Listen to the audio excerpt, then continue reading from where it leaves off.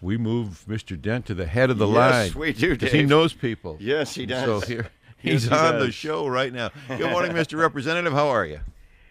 Well, I'm pretty good. How are you boys this morning? We're doing good this morning. We're hanging in, boss. You guys good. have ever thought about getting into politics? No, no, never. Tom Dent, you've been a Columbia Basin resident for nearly 60 years, became a professional pilot in '76, founded Tom Dent Aviation. I got to give you this is the introduction, which offered aerial application pilot service and flight instruction for area agriculture. You own the Flying T Ranch. You live 7 miles northeast of Moses Lake. You raise buffalo and produce hay and sells hay. Oh, man, you're a busy man. Plus, you're a lawmaker. My goodness. And, boy, do we got things to talk to you about. Lance, you got to keep in mind one thing.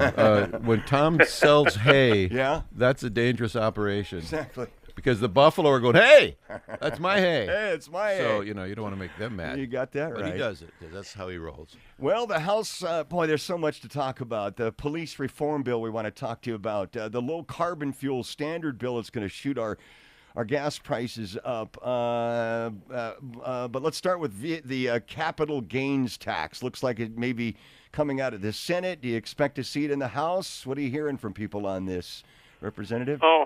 Oh, absolutely. I expect to see it on the floor of the House. Perhaps not the one from the Senate, but I'm quite sure we'll see one. I think there's two of them that are originated in the House, and it's just unbelievable to me that the excuse is we have a regressive tax system, so we need a capital gains tax. Well, they haven't told me which taxes we're going to give up yet if we're going to fix our regressive tax system. And good point, sir. Good point. This is just a need for more money. It's just not enough, and they want more money, and that's what it's all about. So it's kind of interesting to me that the IRS says that a capital gains is an income tax, okay? And our state constitution strictly forbids an income tax, but they're doing it again anyway, and the voters have rejected an income tax, I think, 5 times. So it's just like, okay, so we're going to do this. If it passes, if the governor signs it, the same day there's going to be a lawsuit filed, and we all know that. So why are we wasting our state's money to defend a lawsuit? It's just the people have spoken. I listen to the people. Are they using it? I had heard that they were, one of those language swapper deals, like calling it a different kind of tax, an excise tax or something. Is that still how they're doing it, or are they just blatantly out saying this is going to be a tax on your capital gains income? Well, that's just what it. That's what it is. But is that how they're calling it? Is that the verbiage? Yes. Yeah. Yeah, Okay. I haven't heard anything else. So. All right, so right in your face. There it is. Okay. So you think this is the year that the governor gets something on his desk? I don't know. I guess we'll see how much heart they have. Yeah. Look at the past year that we've gone through with the people that have, truly suffered. They've been out of work. Yeah. They haven't been able to get their unemployment checks. I mean, all the things, businesses have suffered, restaurants are closed, all the things that have happened to us since March 1st of last year. Okay, think about all of that economic downturn, and now they want to increase taxes. They've increased the unemployment taxes on our businesses because they've mismanaged the funds, and they gave $900 million away to Nigeria. I mean, that they can't find. So, but they want to increase it on all of us to fix their mistakes. And how can you do that? And how can the people support that? I mean, how can you do that to our people? So, and the capital gains tax, they're saying it's a tax on the wealthy. On the ultra-rich, they say, well, that'll only be for the first year, okay? And the second year, they'll have to change that because there won't be enough money coming in, so they'll have to be down. And it'll take about 3 or 4 years to get to us, and then everybody will pay it. So, it's just this thirst, this quest for more money. It's just never going to be enough money. Yeah, and they're going to get more out of our pockets with this carbon fuel standard bill. Looks like, I don't know, we're hearing anywhere from 18 to 57 cent increases in gas. And boy, as, I suppose that ranchers and farmers and everyone's going to be hit hard by that, right? What do you think about that? Does it have enough support to pass? Well, it passed off the floor of the House. We'll see what the Senate, what heart they have over there. But they've got the numbers. If it was, although it wasn't quite party line out of the House, we had several Ds that voted with us, voted no. So it wasn't totally party line. And it's this carbon tax is a bad deal because, number one, history has shown that it's not going to work. It's not going to make enough difference to even matter, okay? We'd be better off to take the money and put into forest health and stop these catastrophic wildfires, and we'd reduce the carbon, substantially more, and that's just reality. So, but they want to do this, and it's not about reducing carbon. It's about more income. That's the bottom line. It's just an excuse for more income. And you put 63 cents on a gallon of diesel. They're going to force all this biodiesel upon us that, some biodiesel works pretty good, but not all of it. Some of it isn't manufactured all that well, and it can cause issues. And there's just multitudes of reasons why it doesn't work. So it just, and they're going to put all of it will be wrapped up into a bureaucracy which will write the rules, and they'll be able to create the winners and losers out of this program. And the people that will make the money on it, and the people that will pay the money. My folks, the agriculture people, are going to pay a lot more money, and we ran an amendment to exclude agriculture from this mandate on the dyed fuels, and they turned it down. So the reality of it is they don't even respect the folks that feed them. So it's going to be a challenge, and it's going to hurt. It's going to hurt every single one of us. Do we think that they the bubble that is Puget Sound and its economy, where people can work from home and COVID maybe affects some restaurants and coffee shops, but doesn't impact the engine of economy for that region? A lot of other places are hurting a lot worse. I mean, we see our state budget maybe not suffering as much or at all, given tax revenues come in from the businesses over there.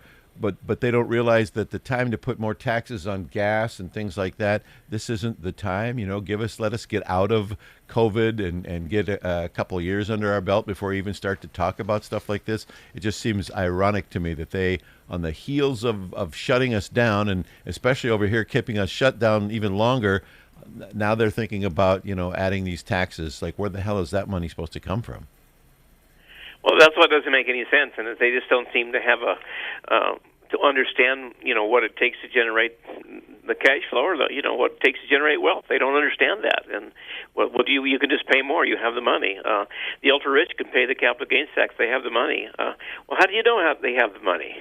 The reality of it is we don't know what other people have in their bank accounts or whatever, and it's like when we've come through this part of a time, we need to let this economy come back. And this economy will come back if we let it, if we get out of its way, and it'll come back. We'll produce revenue like we're not going to believe, because there's a lot of catching up to do, okay? And the reality of it is we can balance our budget with the income we have right now. We can do the budget, we can balance the budget, we can cover all essential services right now with the income that's coming in. We don't need additional income, nor do we need additional taxes. So it's frustrating to watch them and wonder where they come from or what the thought process is, because it's like they don't truly understand. They just don't understand where money really comes from and what generates it. Well, to remind them what much of what they're doing looks like, have you ever thought about bringing a couple, 3 bison over and just locking them in a room with them and letting them all walk? That's an idea. They put this fence up around the ledge building over there. There you go. Just let them run. Probably could bring one of my pet bison over, and he'd knock the fence down right away. So. Yeah, you would. Oh, give him a home where Tom Dent's bison roam. Why not, man? Tom, have you ever seen the video of the guy that rides around in the Cadillac and yes. with his buffalo? Is that real? Could you really do that? Oh, I suppose. Oh my God. Not with mine. Mine aren't that gentle. I just saw a video, too, of a guy up in Saskatchewan, I think, that had broke one to ride. So wow. He rode it to town, went to the grocery store, and tied it up to the light pole, and went in and got food and came back out and rode it home. So, start them when they're young. That's Hand right. feed them and take them for a ride in your car. I like it. Well, yeah. I tell you what, you got about as much chance of riding your average bison as you do getting common sense off the other side of the aisle, Tom. You got a big job over there, and we appreciate the fact that you guys are in there plugging away every day, whether it's from your home office or if you get over there. Have you been over there? Or are you over there now? No, I'm in Moses Lake. We were there on January 11th, the day we opened session. Yep. Everyone was there, and then we left, and we're all working virtually. I think we have 3 members there.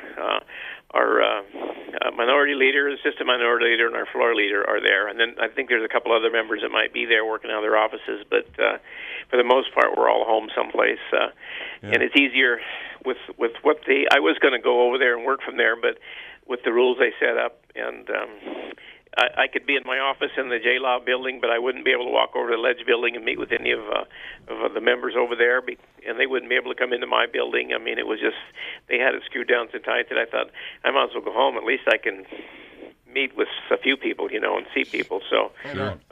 Good for you. KIT News Time 7:52. If you're just tuning in, we are talking with Representative Tom Dent. He is the 13th District Representative, and you represent, your district represents Lincoln, Kittitas counties, as well as parts of Grant and Yakima counties. The House bill passing 1054. This one is bothersome, a police reform bill. Some would also call it controversial. Have you heard from law enforcement officers in your district? What are your concerns? Looks like we've got more of a statewide view taken over for what our local prosecutors used to do, right? Well, kind of, yes. And the thing is I haven't talked to any law enforcement that's in favor of this. Basically, we're disarming them. We're taking away their tools. And some of them are such silly reforms that don't make sense, but we're taking them away.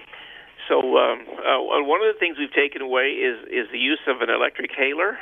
So that would be the electric megaphone. So if you had a crowd and you wanted to, say something to the crowd, well, they can't use that anymore, according to this bill. Took it away. They can't use. They can't took away armed. Airplanes, armed helicopters, and things like that.